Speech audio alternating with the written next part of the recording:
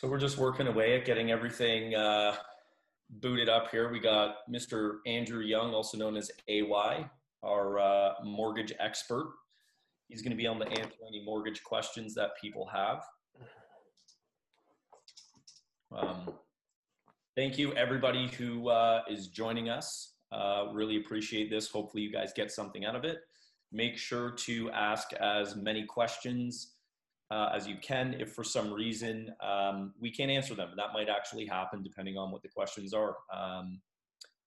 We will make sure that we get answers to the questions. That's also part of this, is to try and understand where are people at. As a real estate professional, I mean, obviously, the past 2 weeks, there's been a lot of conversations with our clients, our database that we've been having with other agents, where we're trying to answer questions, and things right now are changing on a day-to-day basis. It's not really the easiest to deal with, but you know, it is what it is. So we're trying our best. We're having fun. I know I am, and I'm actually on quarantine because I was in Florida for a day. AY, how you doing? How you guys doing? You know, we're good. We're still busy. Not only busy with all the people that are buying and refinancing and doing all that, but we're also busy just staying on top of all the new information that comes out 17 times a day. Yeah. It's I'd like to say it's exciting times, but it's different times, and it's ever changing. So we're just trying to navigate the landscape and try and get to the new normal. Yeah, it's kind of interesting, right? And thank you, anybody who's just logging in. Before we really get started here, we just want to make sure we give people enough time to get onto the calls. Sorry, everybody, I do have a cough. This is not related to COVID-19. I do have asthma, and every winter for about a 3 to 4 month period, I do have a cough that doesn't seem to stop, and it doesn't seem to be getting better because of the amount of talking that we've been doing over the past, 2 weeks, maybe even 3 weeks, you could even say. So, and again, thank you everybody for joining us. We're going to get started in a little bit here. Again, we've got Andrew Young joining us, so that if we do have a mortgage question, he is a professional. I am not a mortgage broker, so I have no business answering it. So we're going to be deferring to Andrew for that. A lot of this is just going to be maybe some ideas, different things. One thing everybody needs to understand right now is when it comes to anything related to legislation or what the government's working on, the reality is things are changing on a day-to-day basis. They're trying to figure out what is going to work for everybody. So, what they're saying they're going to do today could be actually completely different tomorrow. It's one thing to keep in mind. So, and again, if you have questions, hey, Steph out in Ottawa, thanks for joining us. Hey there, Budget Boss. If you have any questions, type them out. We're going to try and get through as many as we can. And and we're also actually, one other thing I want to mention, we're going to start doing these more often. We're going to be bringing on lawyers, just about every professional we can find that can help answer questions. And I think that's very important right now. Right now, this is about trying to, share as much information and to help as many people as we can. We're all in this together. We're going to get through it, whether or not it's another week, another month, or whatever it looks like, we're going to come out the other end and everything's going to be awesome. So one thing I want to say that I've noticed is the human side of things has really come out lately. There's a lot more people that seem to be, realizing that there's a, this neighborly way of being. I feel like it's coming back, which is really nice. But anyways, so should we get started? Like maybe, I don't know. I mean, I guess we said it's not 2 o'clock yet, so we should still wait. What else? Thank you everybody who is on here. We're going to get started in 5 minutes. Again, if you got any questions, type them out. We have Carlin working in the background, who's actually going to organize the questions so that we make sure we get to all of them. So some of them we might be able to answer in more detail. than others. If it's a question that's a lot more specific that requires another professional to be present, we'll hold on to that question and answer it in a future episode. I think here we're going to try and focus a lot more. Obviously, a lot of people are wondering what's going on with the real estate market, so we're going to talk a little bit about that. I'll maybe throw out some ideas on where I think things are going to go, or how we've been doing things. I know there's some people who have been looking at the real estate industry and wanting us to kind of shut down completely. And I mean, we can shut down to a certain degree, but there's going to be also a good segment of the population who might actually need to sell or buy. So we're gonna talk about that. We're gonna address those kind of issues, talk about the precautions that we're taking as agents, talk about what can you do from a buyer's perspective, what can you do from a seller's perspective. Andrew's here to talk about mortgages, maybe dive in and explain a little bit more about what's going on in that world. So again, thank you everybody who's jumping on. Our numbers keep going up, which is very exciting. It's going to be fun. It's the first time doing this in this format, which is very different. So thank you, and hopefully we don't have any funky technical difficulties that arise from this.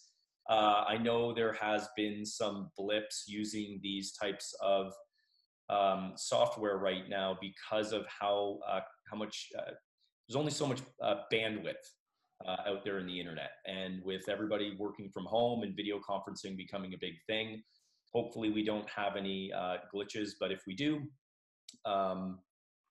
then we'll just post the recorded version, I guess. I don't know. Anyways, again, thank you everybody for joining us. Again, if you have questions, post them. That's what we're here for. If we can't answer them, we'll find somebody who can, right? That's what this is about. It's about helping each other and coming together. So again, if anybody hears me coughing, I have asthma. I don't have COVID. I have asthma. That's what it is. And every winter I cough. So I am A-okay. I have my nice Dad, we love you mug.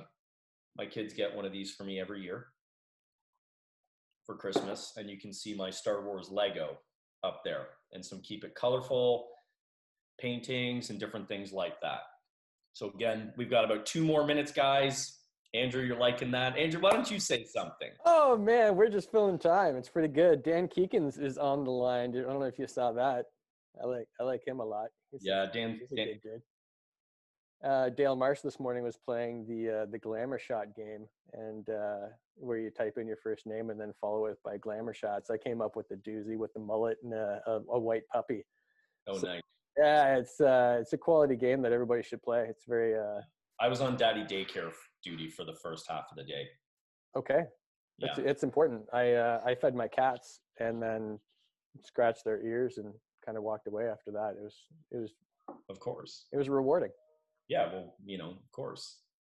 Those are your fur babies. Those are my babies, and you walk into the office every day and nobody else is here, and it's really bizarre. Yeah. Yeah, you just kind of. I haven't been to the office in a long time. We have cameras, so I can log in, and it's just dark. Yeah. Which is good. We all got to start we got to keep our distance. Let's just be honest here. This is not going away. In a week or two. I got a feeling that this is going to be lasting for several months. Yeah, there was the original wave, and then there was another wave when everybody started coming back from vacation. So there was another wave of that, right? So the next couple of weeks, and people are still not listening and still going out and doing all the things. So the sooner that we sort of abide by the guidelines and the regulations that are set out by the people that may or may not know better, hopefully they do, especially the World Health Organization, the sooner we can nip this in the bud and the sooner we get back to whatever your normal was, right? Got it. So just stay home. Stay home. All right. So we're getting ready to start. It's almost 2:00. Thank you everybody for joining us again. If you have any questions, type them out. That's what this is for. This is live. So, if we muck up and, trip on our words, it is what it is. We're just having fun and trying to bring value, clarity, and help everybody. So again, for those of you who are on this and maybe don't know, my name's Matt. There you go. My name's Matt Santagapita. I'm with the Santa Sells Houses team at Remax. Andrew, why don't you just quickly introduce yourself as well for people who don't know you? Sure. Andrew Young from the Modern Mortgage Unlimited Company here in London. I am the principal broker and mortgage broker, and I've been around for about 14 years in the mortgage industry. So hopefully I can answer at least one question today. Perfect. All right. So I'm going to just jump in and give you a little bit of a synopsis of what you're seeing in the real estate market, because I think there's a lot of people who are wondering. So a couple days ago, oddly enough, on Facebook, I love Facebook right now. I had a memory from our Monday market update from a year ago. And a year ago, for that 7-day time frame, it had new listings coming in at 220. This current week was at 195. Solds were at 129. Solds this past 7 days were at 128. Conditionals were at 40 a year ago, and this year we were looking at I believe it was 26. No, sorry, 36. It was 36. So let's just call it kind of pretty even. When you look at least from a buyer's perspective, we're even. Not a lot of movement there. Listings kind of fell. Now, what are we seeing? Okay, what we're seeing in the market is that buyers still want to buy. The reality of it is, guys, one thing that people need to understand is there are some people who do need to find a home, or they will be homeless at some point in the near term. And by near term, I mean within 2 months. So that is why, as an industry, we are still working with clients, finding them homes, and why we're still listing homes. Now, we have to take precautions. So as a team, we wear gloves. We have masks, hand sanitizer, all that kind of stuff. One way we're showing properties, we're asking, in some cases, like if it's a vacant property, we'll unlock the door and actually let our clients tour the property, and we won't go in with them. That's one thing that we've heard people doing. We've also set up virtual kind of like one-on-one video. So something similar to what we're doing today, except it would be private and just direct to a potential buyer to kind of see if the house would work for them. So that's kind of what we're seeing. We haven't really seen a massive slowdown. I know the higher price point homes, they have quieted off. However, the lower price point homes are still flying off the shelf in multiple offers. So, and truthfully, I think that's going to continue for probably another week, maybe a little bit longer, depending on how long this kind of social distancing goes on for. But that's what we're seeing. So we're going to start jumping into some questions, and then we'll go from there. So we've got one question here from Mary. Did any of the government measures address home buyers?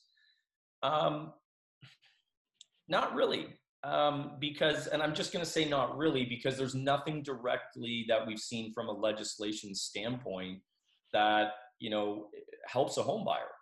There's no legislation maybe for a delayed close if someone's not comfortable. There's nothing that's been put in place where, you can put your hand up and say, hey, I'm no longer comfortable purchasing this home that closes in 2 weeks. To further discuss that, as it sits right now, if someone is closing on a property and you decide that you do not want to close on that property because you're not comfortable, the reality as it sits right now, you would be in what's called breach of contract. So if you do have a contract in place, it needs to be honored. That is the only way around that would be federal. I believe it would have to be federal legislation. Again, I'm not an expert on this field. This would definitely be more for a lawyer to answer, but I'm almost positive this would be the right answer.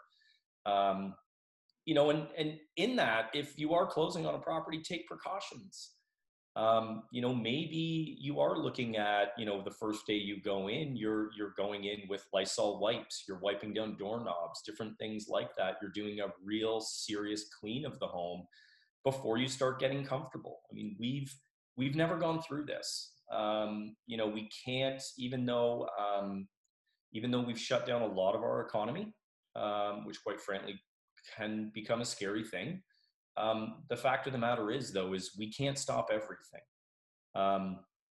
The amount of people that are affected, I know, like our office, just as an example, between now and I think the middle of April, we have like 250 closings that have to happen. Well, those are 250 families.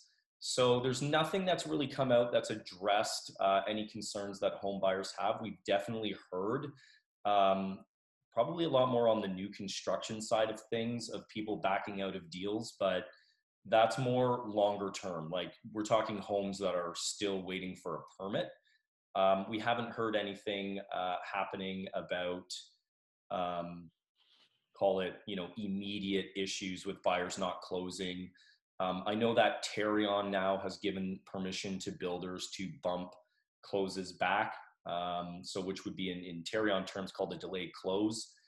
Typically, you do need to have a good reason for it. And as a builder, you can be charged a daily fee, which would then compensate the buyer if they had to pay for, let's say, a hotel room. Um, However, what we're seeing right now is they've just said, no, go bump them back if you need to.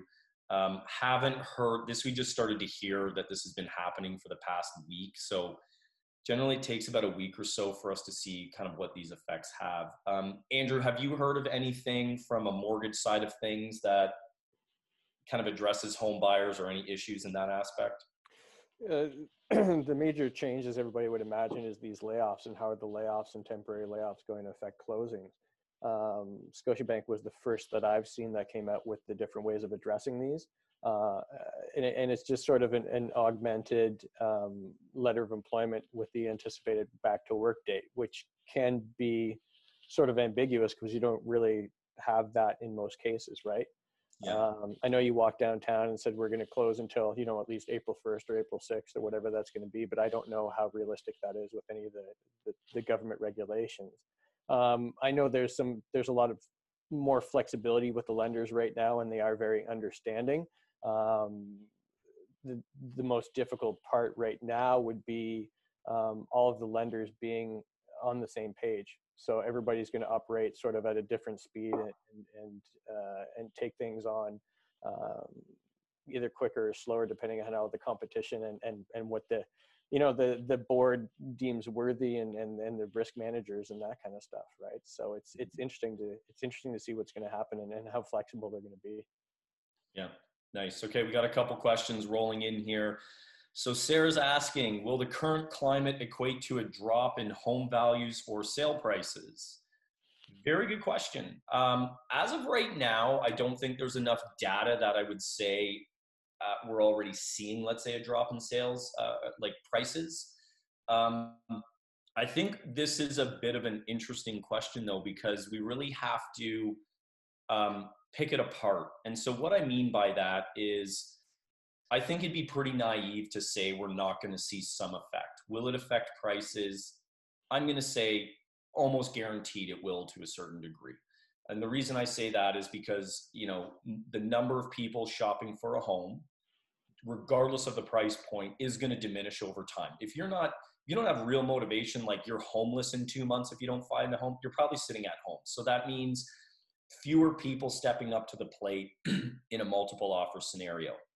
Now, with that being said, I think the thing that we also need to think about is city by city is going to be a little different. And so what I mean by that is if you're a city that's, let's say, heavy in the private sector and maybe in manufacturing and non-essential goods, you'll probably see a price drop in those cities that are greater than, let's say, and I'll just talk to London here as an example because it's what we know best. London is a very large public sector, like government employment. We have huge hospitals, we have a huge university, huge college. So we're going to see less job loss in a place like London than you would in a place that doesn't have as much government employment going on. So in a city with fewer government workers, you probably will see a greater effect on the prices of homes. So yeah, I mean, we probably will see it. We haven't really seen it yet, but I have a feeling that we're still about a week to 2 weeks out, I think, before it really starts to take effect.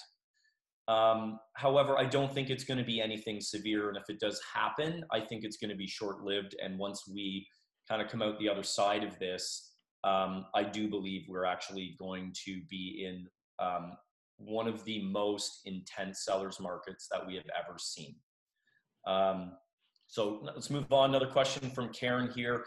How can you do a virtual assessment of a home? So So I mentioned on Facebook that one of the things we've been doing is what we call a virtual CMA, or virtual, current market evaluation or analysis. And how do you do it? Um, the way we've done it, interestingly enough, everybody that I've done it with, I've done 3 now, and everybody on the other end had an iPhone, and I as well have an iPhone, so it makes it a little easier. Because what you do is you fire up any video app. In this case, FaceTime just seems to be the easiest one on an iPhone, but you could use Zoom like we're using today. And what you do is we just have the seller flip the camera, and what they do is they take us through the home and they explain to us all the characteristics. Buddy, come on. Okay, thank you. Sorry, guys, that was my son. He's going to get the mail. So what we do is we have the homeowner take us through a tour of the home, and they explain all the different nuances and features of the home. We ask them to start at the front porch. Why do you start at the front porch? Because the same way a buyer does it, you're selling a home starts when they first drive up to the house, right? It doesn't start once they're 10 minutes into the home and they're upstairs in the master bedroom. No, it starts when they drive up. So we ask them, take us for a tour on the home. Explain the different rooms to us. What kind of flooring is that? What is this? If I see something in the background, it's like, hey, what's that? We then ask them for a list of any updates that they've done since they've owned the home. How long have they owned the home? And we compile that. It's a little bit more complicated than seeing it with your own eyes, but in reality, I mean, like look what we're doing today. Like, our cell phones are amazing, right? So you can get a lot of information, and in some cases, it might be a little bit of a broader or wider price, but it's really just using camera and video. And then it's asking a lot more questions. What kind of flooring is there? When was it updated? Was that hardwood? Is it original hardwood? Is it brand new? When did you do that? What is the plumbing like? And these are things that we get as an agent when you're touring a home. You just visually see it and you write it down. We just have to ask more questions. That's all it really comes down to. So let's move on to another question here. Nicole, interesting to hear about lending info. I think this is a larger concern than health risks. Yeah, I can agree with you. Andrew, why don't you jump on this? Like, anything different that you're seeing? Like, what are you seeing? I can talk to just the effect of everybody that currently has a home or currently has a mortgage. That's the highest number of conversations I've had in the last couple of weeks. So, on top of the regular business, talking about people, how they can defer a payment, whether it's with the lender or the insurer. So what does that look like? Any other credit facilities, such as secured lines of credit, home lines of credit, that kind of stuff. There's a lot of conversation around that. So does that change things? For sure. It actually directly affected things by everybody increasing rates. Mm-hmm. I mean, and that's so actually, there's an interesting one. We were talking about that. Yeah. A lot of people get confused when it comes to mortgages and what causes a rate to drop or go up. Yeah. The Bank of Canada, the feds in the United, basically every Federal Reserve in the world is dropping their overnight lending rates, which that affects what's called a variable rate on a mortgage. And then we have fixed rate mortgages. Can you explain the difference on, I think, really where the money comes from for like why fixed is different than variable? And I think the big one right now is why variable rates might one day be up 20 basis points or like 0.2%, or why it might drop 0.2%. Can you address that? Yeah, sure. I mean, the biggest thing, starting with fixed, because it's a little bit easier to explain, is just it's all about securitization of funds, right? So basically, that's a fancy boardroom name for where's that money coming from, right? So securitization of funds, it's not only the bank's funds, right? It could be a massive conglomerate. It could be, like teachers' pension. Teachers' pensions, any sort of organization that has a lot of money that they want to make some money on their money. So, I mean, that's kind of the dream, right? That's the goal of business. So basically, securitization as funds is you buy money at a certain price and then you retail it out at a certain price. So the bank isn't the only player in this lending game. So you can get a securitization of funds from a multitude of sources. And, the bank sells blocks of money to other monoline lenders and credit unions and anybody else that wants to buy it. That's why you see these rate specials Hmm. every once in a while where there's a crazy low rate, but there's something attached to it. So a lender or a big conglomerate, it just sells this big block of money less expensive, and then everybody retails it out at a different rate. So I mean, that's the game that's played more often than not. So it's all about the lender spread and how much money that they have to make on the money that they just purchased. How So how does risk mhm. affect the rate? Greatly. It depends on what kind of lender there are, right? So, I mean, there's three different types of lending in our landscape on the residential side. So there's AAA, where you have proven income, where you have established credit, you have down payment coming from your own resources. And then there's B lending, where you might not show a lot of income because you're self-employed, or new in the business, or commissioned, what have you. Maybe have some bruised credit post bankruptcy. Maybe you have a consumer proposal or just bad credit because of a poor situation, whether it's a marital breakdown or sickness, that kind of stuff. There's B lenders or alternative lenders.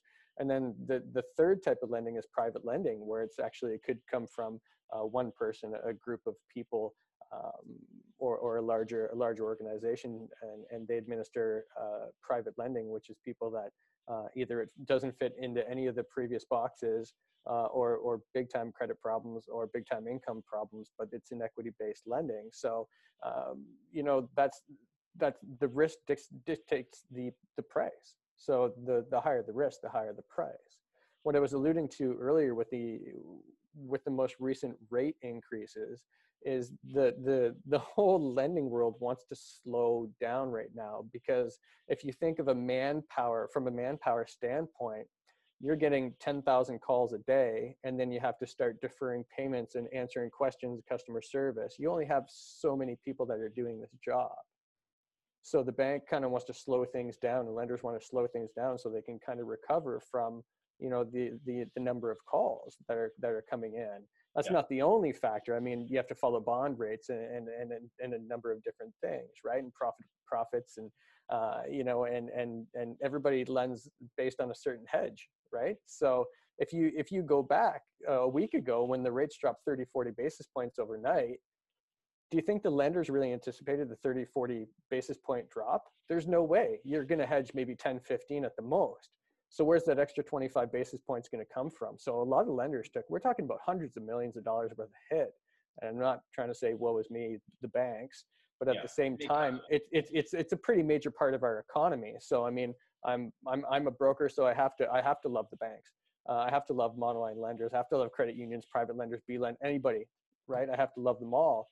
But that's kind of gives you an idea. And the variable rate is once again based on the overnight rate and the spread that the lenders want to make at that time. So it's similar yet different, because the government is also involved in the overnight lending and the Bank of Canada rate. So I'm just going to ask, where do you right now, where's call it like, and I know, okay, disclaimer, um, the rate that you get on a mortgage depends on probably 20 different metrics. So Mhm.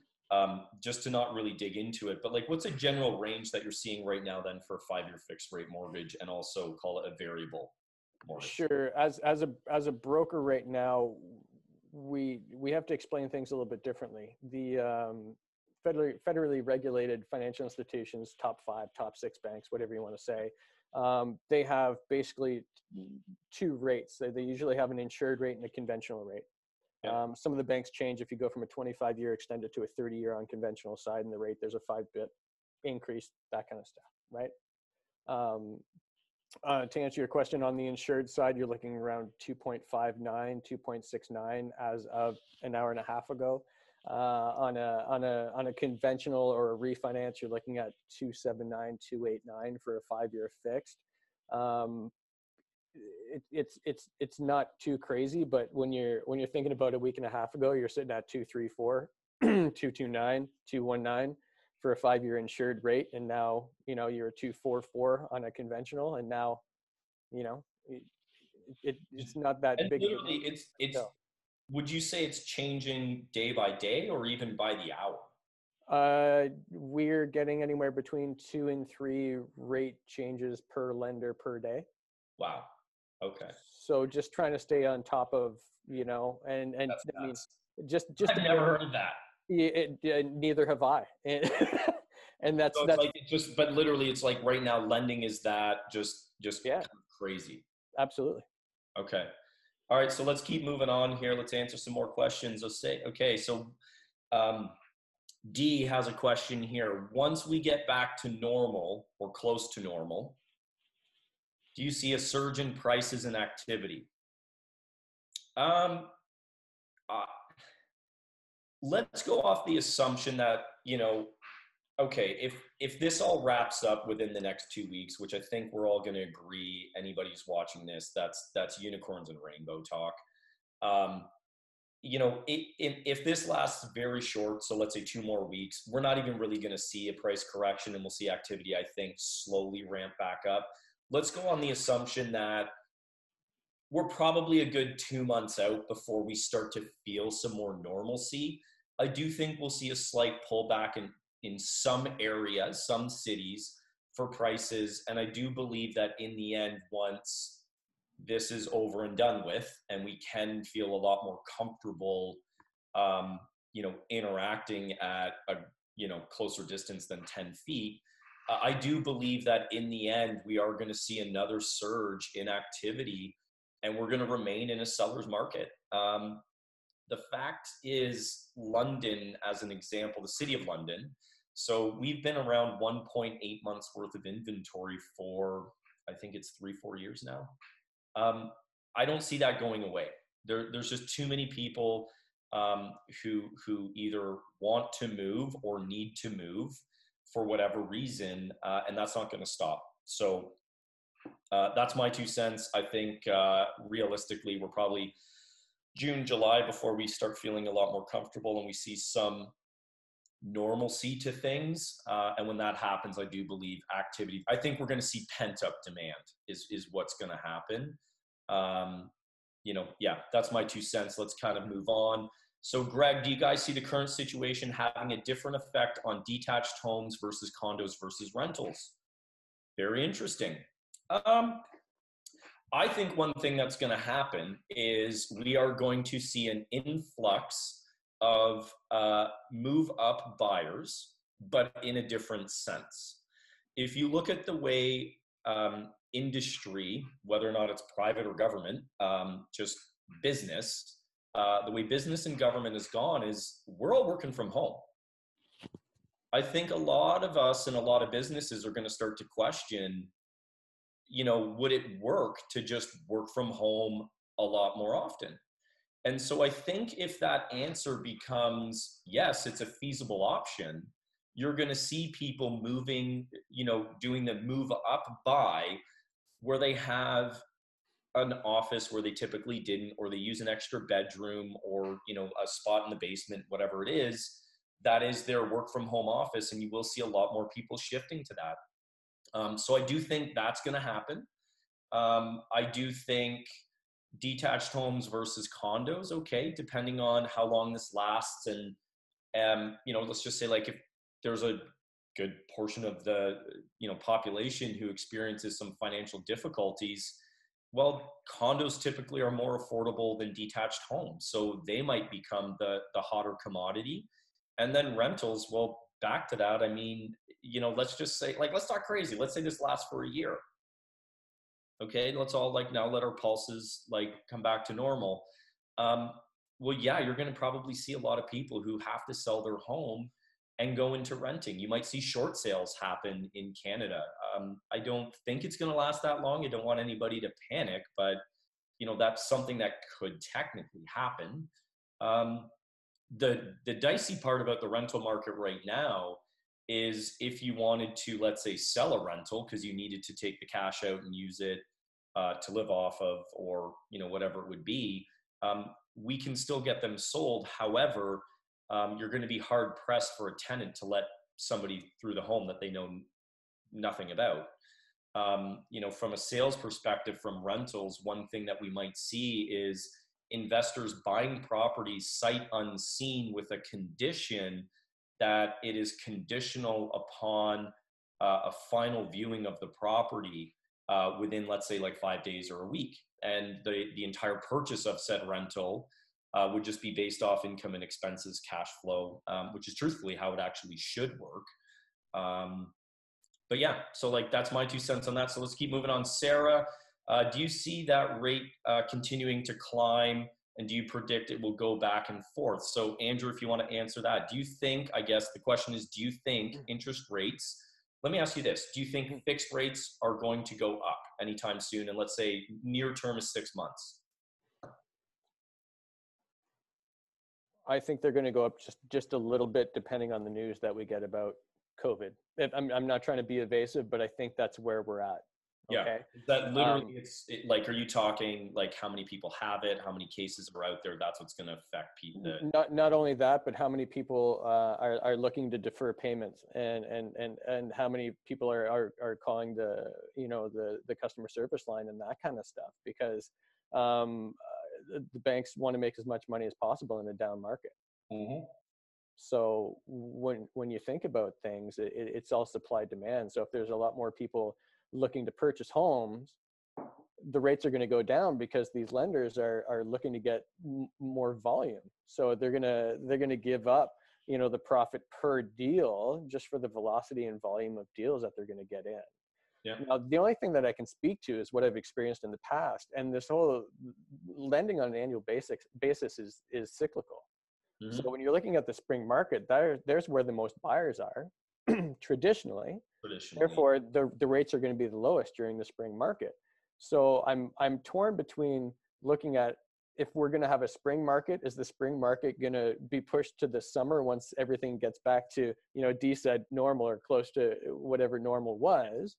Are we going to have? Are we even going to see normal now?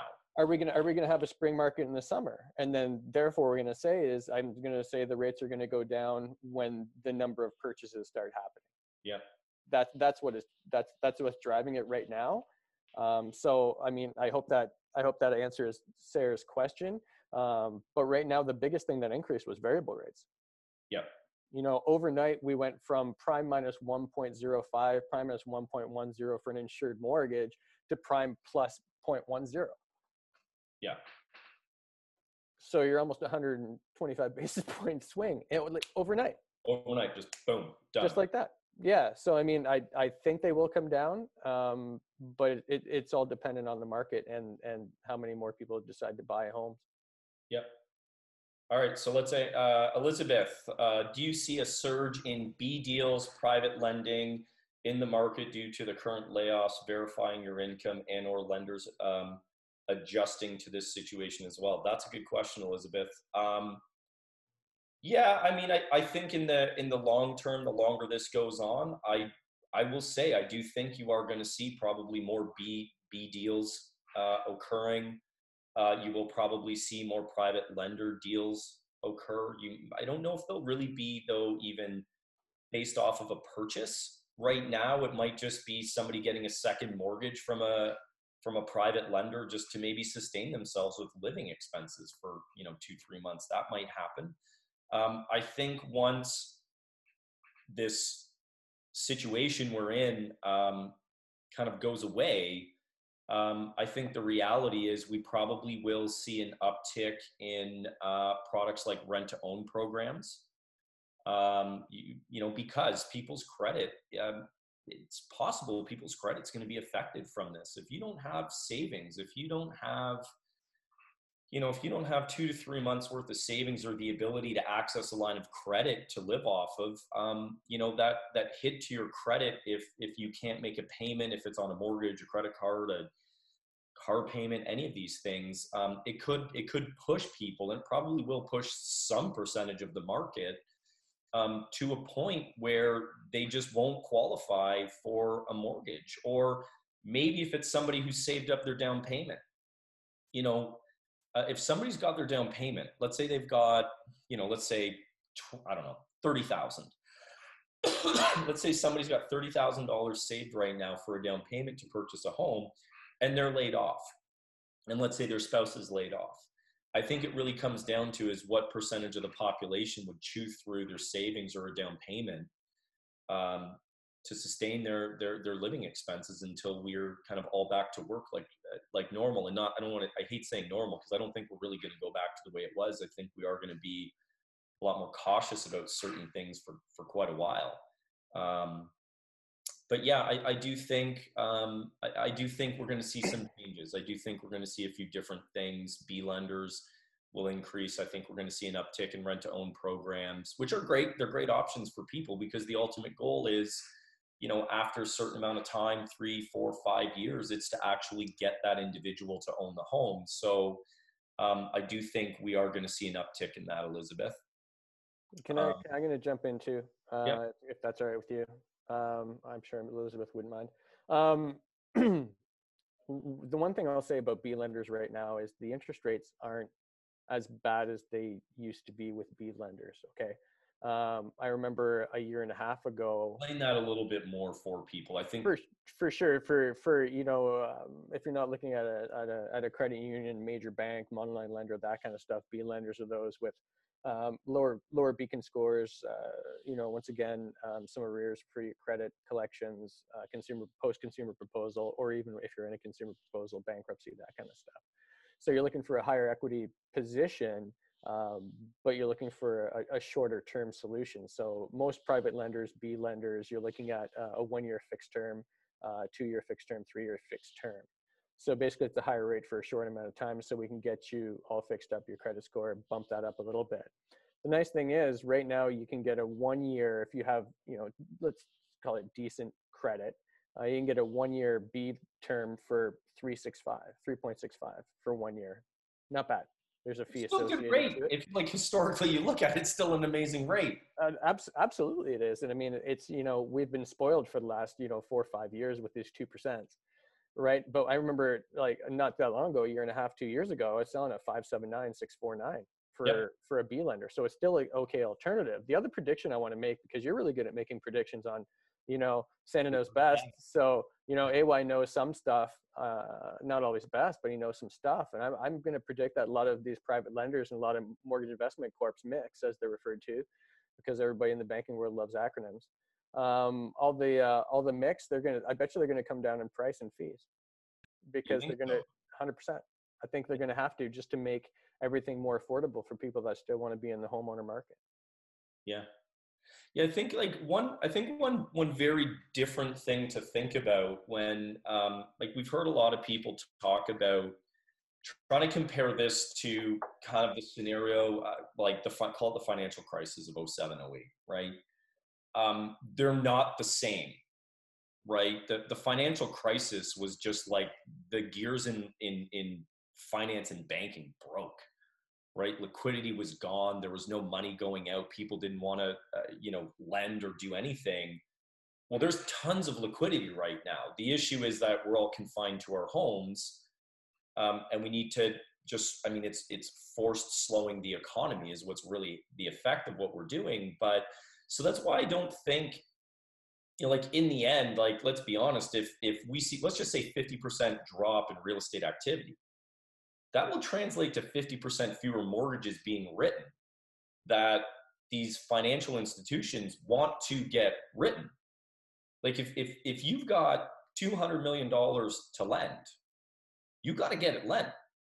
And so at some point it is like, I guess, like back to your point when you're saying earlier, is like pushing rates down. Yeah. I mean, I think they will actually get pressed down once we're through this. Mm-hmm. Because everybody then is going to look at it and say, okay, we've had all this cash sitting on the sidelines, and now it needs to get out. Now that the world's kind of like gone back to normal. I mean, we're going to get through this, right? Like it's not, this isn't like, the world's not shutting off for 2 years. That's not happening.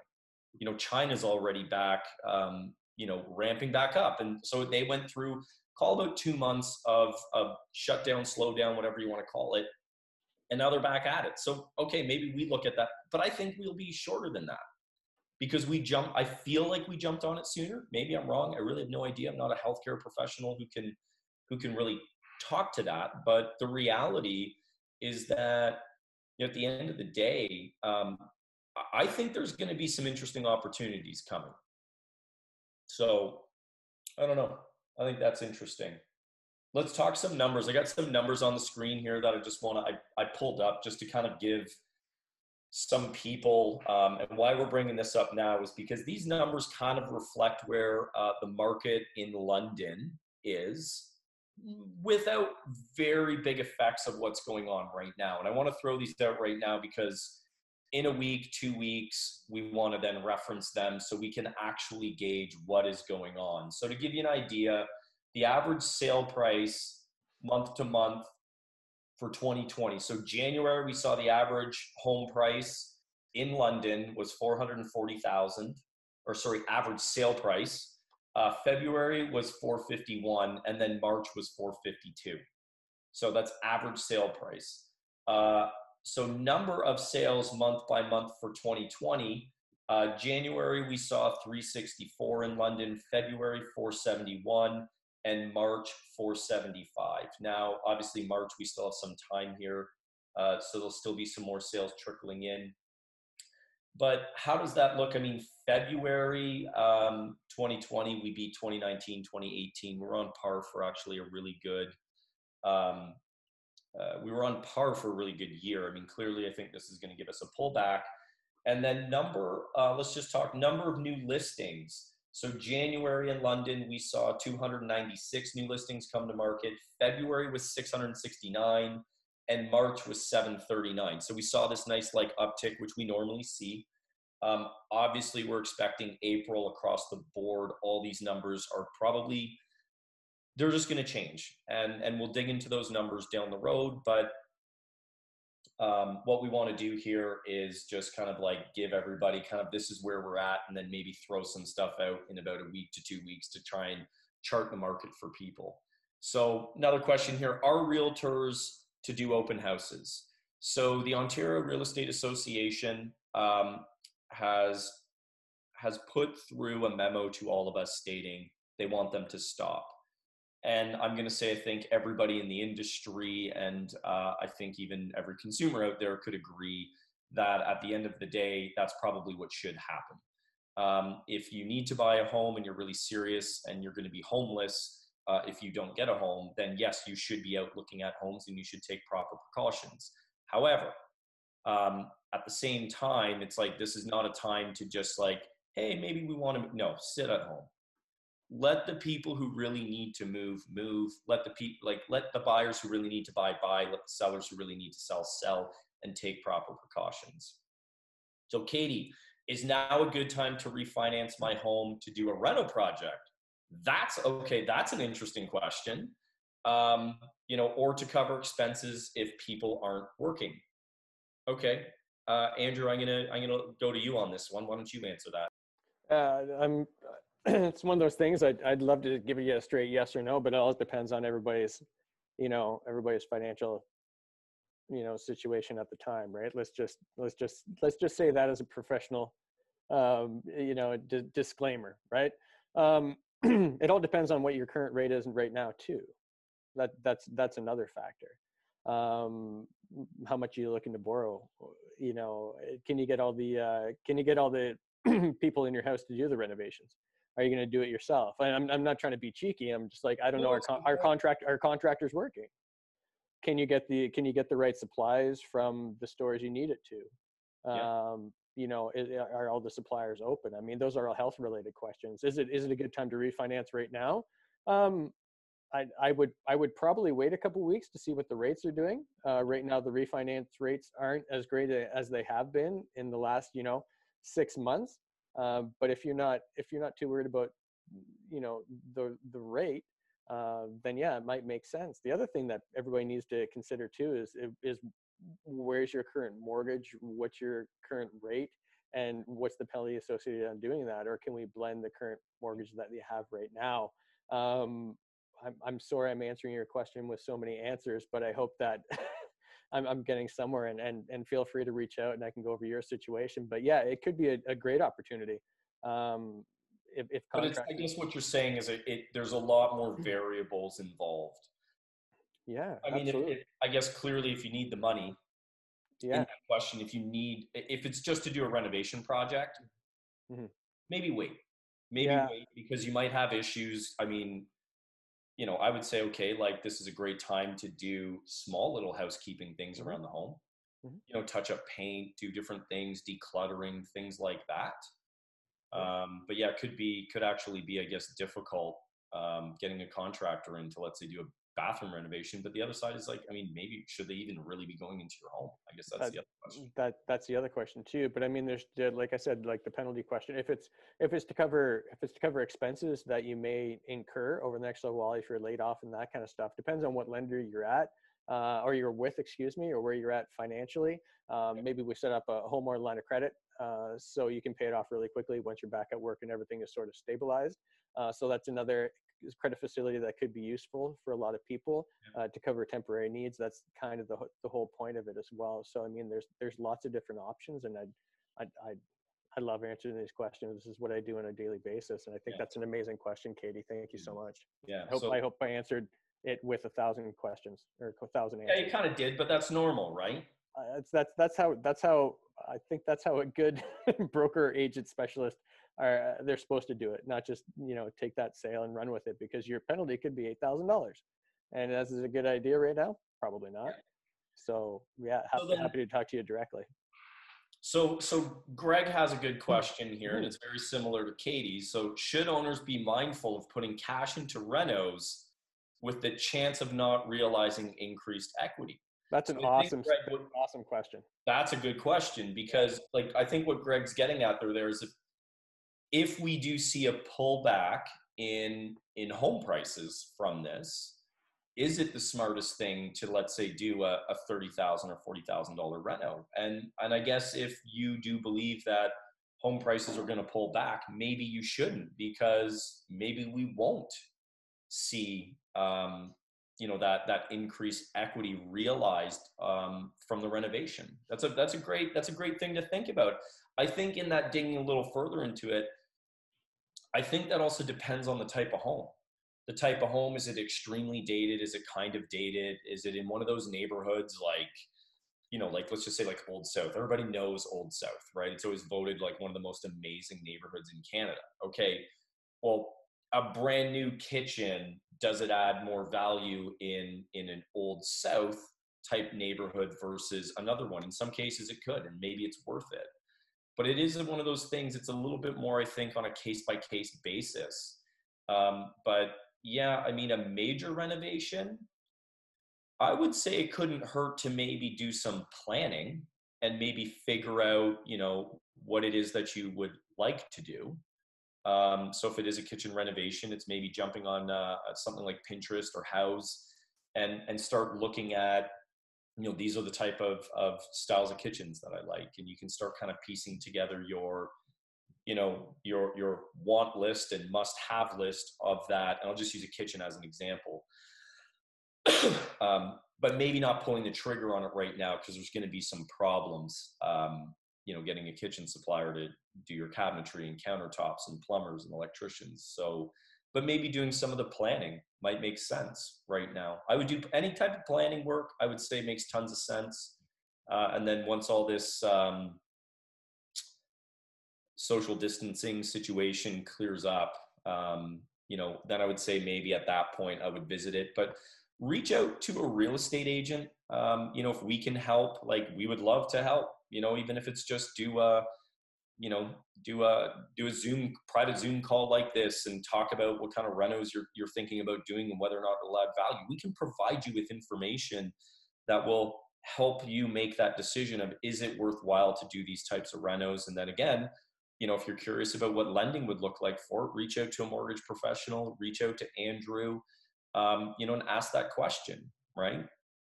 So let's keep moving on here. So are there a lot of sellers that are taking their house off the market because they don't want people coming into their home? Or are they afraid they won't get the price they want? Interesting question. I believe it was 3 days ago, we definitely saw an uptick in what are called cancellations and suspensions. So cancellation is when somebody just outright, you cancel the listing, and then a suspension is you kind of freeze it from showings, but it's still on the MLS. You might do like a suspension if, you think you're going to be going back up in a few days or a week or whatnot. But in reality, I do believe we are seeing sellers holding off. I know that we have had some clients who have made the decision to not go to market because they're not in a position where they have to move right now. And so what they're choosing is a safer bet, which is let's just stay put. Let's listen to what our health organizations are saying, which is stay home, keep distance. Let's nip this COVID-19 thing in the butt right now before it becomes a serious problem. So we are definitely seeing, we've seen the effects of our clients not going to market. Now, however, going back to the stats from a few days ago, what is maybe a little shocking is that we still are seeing quite a few properties being listed. I'm going to say vacant homes are a lot easier to list right now, and people are a lot more comfortable with it. With the warmer weather creeping up, gives you the ability to leave doors open, windows open to get fresh air and just keep your distance. But you got to take precautions. Use Lysol wipes, hand sanitizer, wash your hands constantly. I mean, I know my hands are a little dry, because wash them, I feel like 100 times a day. But as long as people take proper precautions, I think we're safe. But if there's no real reason for you to be selling your home, I'm going to just go to the, doctors and nurses, don't go to market. Are they afraid that they won't get the price they want? We definitely are starting to see that conversation come up. It's not really that they're going to not get the price that they want, because the market is the market. And at the end of the day, as a seller, you can ask X amount of dollars, but the buyer really decides. The market, the pool of buyers really decide what they're willing to pay for your home. But there are concerns that, are we going to see home prices drop? And, if this happens long term, I'm going to say we will see some drops. I don't think we're going to see anything drastic. We're not going to see a 50%. Saw somebody say that once, so like, oh, we're going to see housing prices cut in half. That's insane. If that happens, I think the scary thing is the person who made that comment doesn't realize the real implications if that happened. Anyways, we might see tops. If I were to guess, like maybe in the short term, you might see something like 10%, maybe. And I'm just speaking to London because London's a pretty balanced market. We have a lot of government employment here. So at the end of the day, this isn't going to be it's not going to be a massive effect for us, in the sense of, at the end of the day, government employees are still employed. They're still getting paychecks, right? So, yeah, that's what I got on that. What else do I have written down here that I want to talk about? I've been asked this, like, when do I think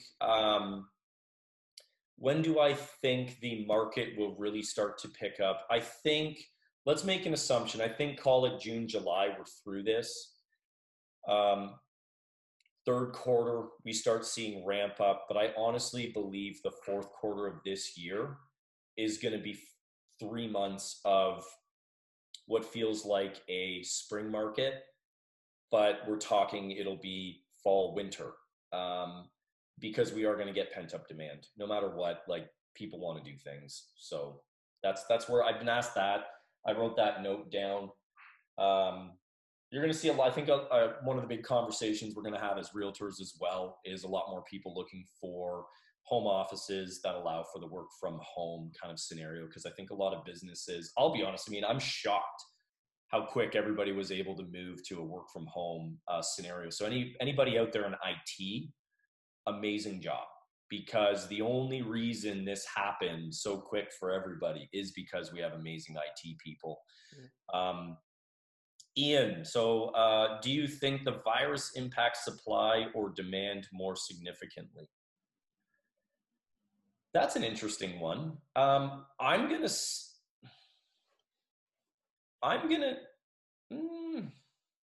say demand would get more affected. Only reason I say that is because when we look at the numbers that we have had. Oh, sorry, we just dropped our Instagram live feed. Sorry, guys. Um, when you look at how many new construction units are out there, um, it's big. So we typically haven't seen as much availability in new construction that we're seeing these days. So that supply doesn't really get affected, right? Builders still have the lots, they still have spec homes, they're all still sitting there, right? The resale market, if you were to separate the supply a bit, the resale market is going to contract a little bit because, again, some people are going to choose not to list their home right now. But I think at the end of the day, the demand, um, I think it's the demand is going to be the one that diminishes the most. And it's just going to be, I think most people are going to pick the safest bet for right now, which is, what, we don't need to move today. We don't need to buy a home today. It's still on the radar for 2020. I think there's going to be more people who bump their time frame out 3 months. And that's why I think we're going to see third and fourth quarter, once all of this clears up, third and fourth quarter, we're going to see a huge uptick. I'm going to just try and get Instagram back on here, guys. So Andrew, why don't you try and talk for a bit? Yeah, sounds good. On the lending side of things, I think, well, everybody knows that there's going to be some changes, obviously, but especially with the benchmark rate changes. For instance, most lenders went from a benchmark rate of 5.19% down to 5.04%. So basically, if you're qualifying for a mortgage, we have to use, around 5.04% to get you qualified. There's a couple of different caveats to that. If you're credit unions or B lenders and that kind of stuff, there's some different ways to get around that. But more often than not, we have to use 5.04. The government is still, it's been suspended indefinitely right now. They want to go down to an average of the 5-year fixed rates plus 2% to qualify you on the mortgage. So that could push you down closer to 4.89% for qualification as opposed to 5.04%. So it's 30 basis points more. If you're looking at a $250,000 mortgage, now you can afford a $260,500 mortgage, but the higher the price point, the more you can afford. So I think people are going to try and wait for that as well. Once we get back to, whatever the new normal is going to be, the government will reinstate that different change of qualification, and the benchmark will be pushed down again. So I think things will get busier, but I noticed the last 3 years, December was my biggest month of the year. That's interesting. But I can't explain. It's just been Goliath, December. And it's been a really bizarre thing. So I think that you're absolutely right. I think the end of the year is going to be loaded, especially with new builds, especially when they push them all back. So you're looking at November, December, if they started building already. So I mean, I think December is going to be another huge month. So we might, for the first time, have a winter fall spring market. And I mean, traditionally, the past few years, we haven't seen as big of a slowdown. Like seasonality is kind of like faded, I find, at least. But okay, so maybe I've got a couple questions. So if somebody is looking at making a purchase, from a lender standpoint, what could somebody be working on right now? So let's say they're not going to go out and look, but they know, like, in 2020, maybe in 3 months, they're going to start looking for a home. What kind of things can they be working on right now so that they are prepared from a financing standpoint to then jump in the market and go buy a home? Whether it's a first-time home buyer, move-up buyer, doesn't matter. But like, what can people be working on? Sure. There's three major contributing factors when it comes to getting approved for a mortgage. Number one is, what do you do for a living? How much money do you make? So, I mean, the obvious response is make more money if you want to afford more. It's not really fair to say with a lot of people. I understand that. The second one is your down payment amount. The more down payment you have, the more you effectively will be able to afford. And the third one is credit. So when I talk about credit, it's not always how much money you make, but how much money you owe as well. So we have to attribute a certain percentage of, unsecured debt from a Visa, from a line of credit, from student debt, that sort of stuff, credit card payments and car loans. So if you can eliminate some of the debt and tighten that up, you'll be able to afford more. So those are the three major factors when it comes to, affordability and finding how much you can afford. Awesome. All right. And so I guess before we sign off, I'm just going to address maybe what, soon to be home buyers or soon to be home sellers could do. So, I mean, as a buyer, my suggestion is going to be connect with a mortgage professional, get your ducks in a row, get all of your, like NOAs, letter of employment, pay stubs, all that kind of stuff together. Now, obviously, interesting times, some people may not be getting a pay stub, but I mean, start putting together your stuff. But you can also, from a real estate perspective, if you're looking at buying a home, have a video call with an agent and start talking about what does that next home purchase look like. Maybe spend a little bit more time digging into it. We're talking about what type of neighborhood, what type of a home, all those kinds of things, and really focus in on your must-have aspects, and then maybe also focus on your would like to have aspects. From a seller standpoint, a seller who's, let's say looking at going to market, 2 months, 6 months from now, this is a perfect time. I mean, if you're like me, you're probably going a little stir crazy. And what I would recommend is maybe looking at starting to do some decluttering. I know we've started to look at doing that. We have actually done it. So start your decluttering. If you're looking at doing paint touch-ups and you've got paint in your house, that, start doing paint touch-ups, start cleaning your baseboards, start doing, we're getting into a bit more warmer weather. So why not start cleaning up your gardens, doing that kind of stuff, stay busy. Get ready for when you do want to pull the trigger and get it on market. If there's anybody out there who's curious what their home value is, reach out. We'd love to help. If we don't have to do a video call, we can also do a CMA, over the phone and through email with asking questions. If there's any other questions, let us know. We got another one here from Joe. The London housing cost average has been consistent in its trend up. Do you see this changing with the current health/economic crisis? I don't like, we spoke about this earlier, and it's like, I do think we'll come down a bit. I think we will, but I think it's going to be short-lived. I do think at some point in London, we are going to kind of taper off. I don't think we're going to be seeing kind of, 14 to 18% price increases this next year. I think maybe at the end of the year, we might end up somewhere around like 5 to 8%, I think, with what's going on. But, I really don't see a massive hit. You might see some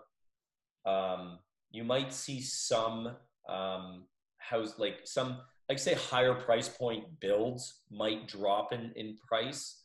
And that's just because if builders get no activity for 2 to 3 months, they're going to have to start paying for their lots. And so they're going to have to maybe get aggressive. If we can help anybody on the new construction side of things, we have a lot of experience in that side of things. So, now Joe's got a follow-up question. So Toronto seemed to plateau. Do you think London will? I think London will. I still think technically we have a little bit to go. I wouldn't be surprised if we start to plateau more around the $500,000 mark.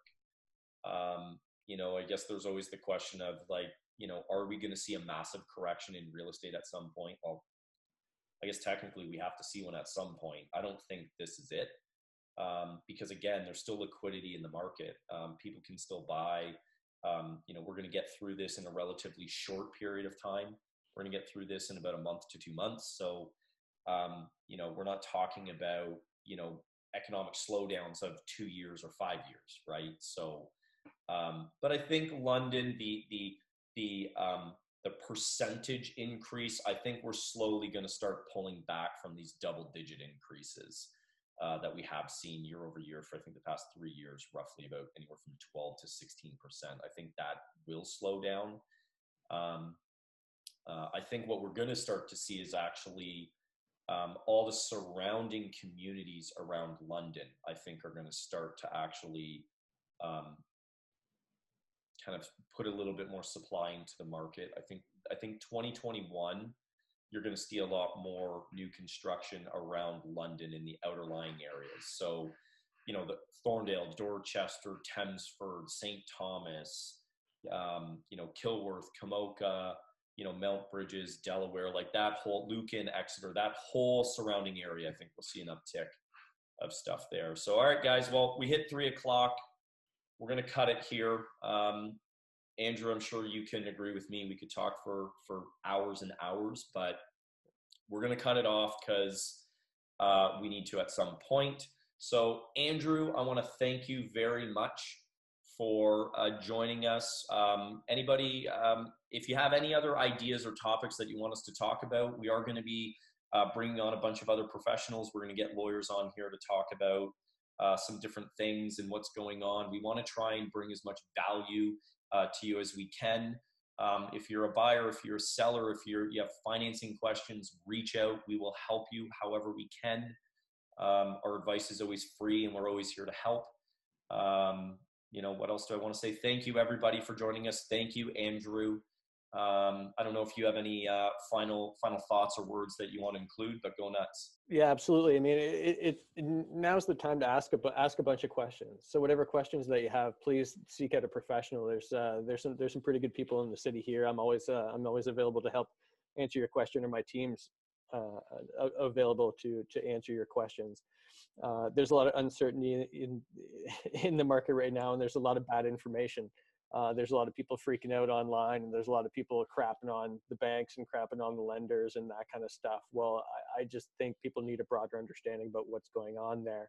And I'm happy to, happy to share anything that I know. I make it a habit of going down to Toronto 4, 5, 6 times a year and meeting with CEOs and VPs and manager of underwriting just to find out what's going on. And there's been a massive uptick in conversations I'm having with a number of people. So I'm trying to keep my finger on the pulse of what's going on a daily basis. So, every couple of hours, and I'm having Zoom meetings with a bunch of other brokers across the country just to figure out what's going on in that market and how we can help. So we're happy to help. The other thing I want to address too is the deferral payment program that is it's always available in theory, but because of the COVID-19, you can defer your payments. This is approved by the lender on a case-by-case basis. So if you are in need to defer some payments, you can defer up to 6 months of payments. When I say defer payments, it's not, they don't go away. They're just added to the end of your term. Okay. So be careful with that. It's not forgiveness or anything like that. It's 6 months of deferred payments. So you are going to have to pay those payments, but they're just added to the end of the term, or you have to make them back up. But please call your lender. Have some patience. I know it's hard for me to say that because finances are important to everybody. There's some customer service lines that are crashing because they're getting 10,000 calls a day. Sometimes you can't get through. Please feel. I've heard stories. I mean, some people have had to wait on hold for 6 hours. Yeah. I mean, the best right now. There's a lot of links that lenders are sending out where you can fill that in. Customer service will get back at you.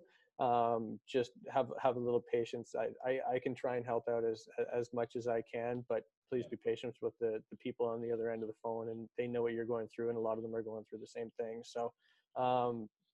Just be kind to one another, and just wave at people across the street and keep your distance, but stay home now so we can go out eventually. I miss going out to the restaurants. I miss stopping in and having a wobbly popper 7. You know what I mean? Like, it's just let's just be kind to the world right now, and we can all see each other soon.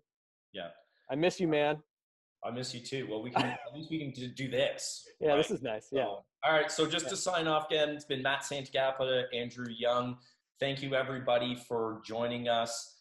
Anybody who watches this after the fact, if you have any questions, post them down below.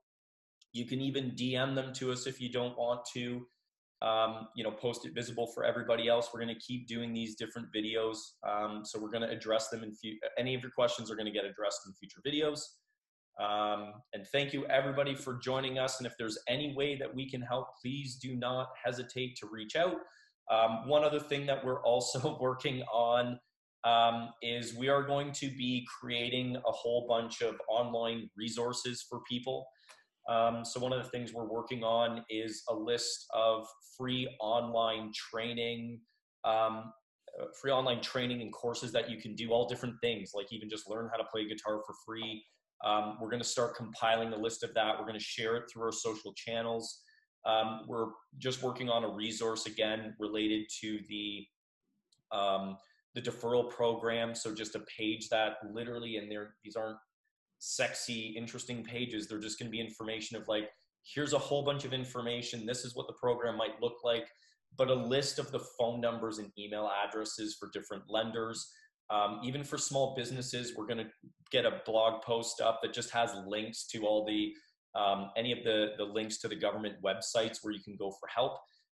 You know, if anybody has any other ideas out there, things that they want us to address, please let us know. We're here to help. So again, thank you, Andrew. Thank you, everybody.